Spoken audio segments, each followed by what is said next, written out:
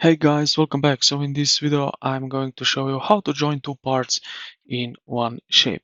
So yeah, let's get straight into it. Now, first thing what we are going to do, we will go to the assembly tab here at the bottom of your screen. So assembly one, just like that. Okay, so now the second thing is we will click on insert in the top toolbar.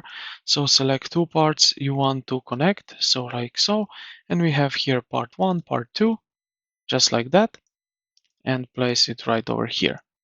Okay, now what we would like to do, so we can choose a tool. So we have fast and made. So right here looks like a locked ring. Use this if the part should be completely stuck together and never move. Then we have revolute made. So use this if one part needs to rotate around the other. And we have slide made is use this if a part needs to slide back in forth along a straight line. So let's select this one. Now click in circular edge, face like so and like that. And as you can see, it's directly placed together.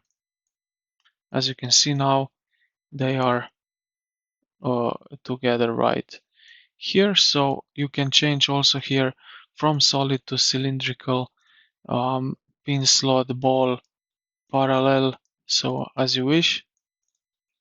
You can turn this around, and when you are happy with that, just confirm with this green check mark right here. And as you can see, we have now both combined together.